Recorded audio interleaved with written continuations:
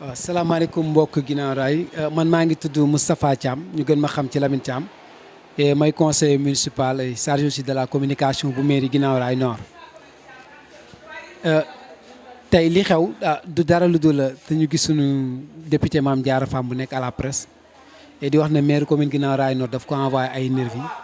et daf ko envoyé ay nit ñi di ko agressé et nervi yooyu aussi je pense que pour mu leer ci askan bëtu ñëpp man la. ànd ak sama benn cousine bu ñuy wax Oulimata Seck ñun de la ñuy traité de nervi mais ay conseil municipal lañ tey histoire bi ni mu demee dañu gis député nekk ci télé bi Sen TV di wax ci benn émission bu ñu def en duplex muy wax sur les inondations et biñ ko dégloo aussi remarque bi ñu njëkk a def mooy lieu bi muy defee émission bi mooy dafa bàyyi canal yi nga xam ne commune bi def na ko mu dem toog fi nga xam ne commune bi daf ko dagg di ko drainer pour yoone di ci mën a jaar parce que yooyu ay canal artificiel lañ loolu foofu la ñëw choisir pour def fa point de presse am mais loolu yëpp aussi ñun amul woon benn inconvénient ci ñun parce que politicien la dañ ko koy nangul mais li ci amoon solo dañu gis ne ci biir communication def ne canalisation yi maire bi def na ci un budget de 40 millions ñu jàpp ne loolu c'est faux mu ne canal yooyu ay xale dugg nañ bañ génne leen fa et je pense que si loolu c'est faux comme ñu dañu chargé communication te gis nañ ne débat bi en direct la débat de la place ci mbedd lañ ko defee kon war nañ mën a am droit de réplique parce que jàppoon nañu lu logique la li yenn maanaam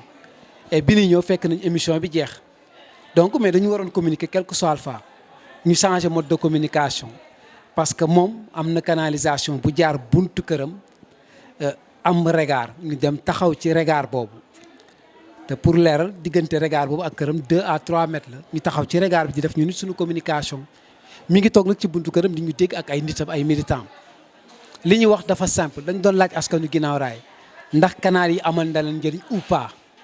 wax leen ne canal yi ñun dañuy jàpp ñun personnellement que amal na askanu Guinaw Rail njëriñ parce que budul canal yi tey Guinaw Rail ñun ñëpp génn nañ parce que inondation 2005 fii la ñu fekk bi ñuy yeb suñu yaay suñu papa yi ci ay saret di leen yóbbu ci camp yi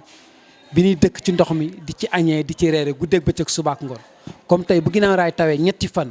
nit ñi am possibilité di continuer seen activité nit ñi am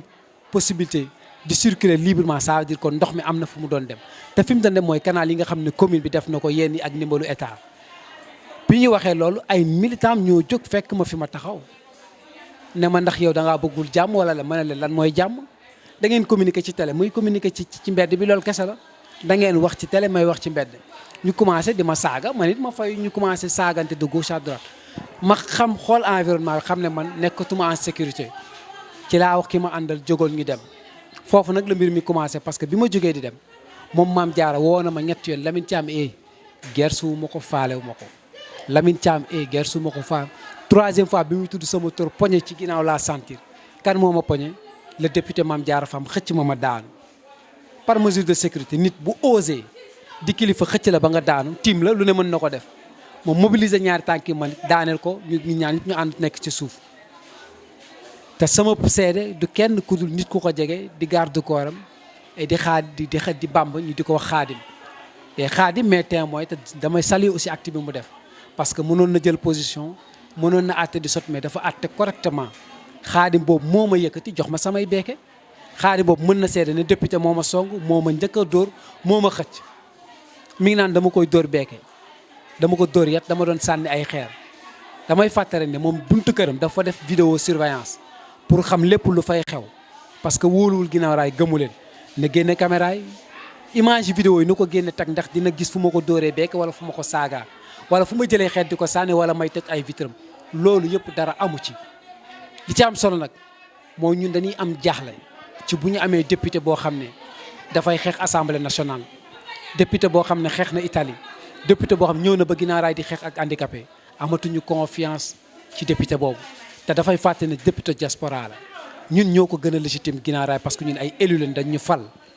ñoo ko ëpp légitimité parce que ñun askanu Guinaw Rail ñoo ñu fal pour ñuy dagaan seen baat di leen xoolal di leen saytul seen i mbir moom nag su dee dafa bëgg a war askanu diaspora pour ñëw nekk fi maire Guinaw Rail na ko def na dem démissionner rajo ñëw fii nag nekk candidat ñu soog a mën a jàmmaarloo xeex ak moom mais moom du suñu adversaire politique fii ci Guinaw Rail dañ ko koy fàttali pour rappel merci beaucoup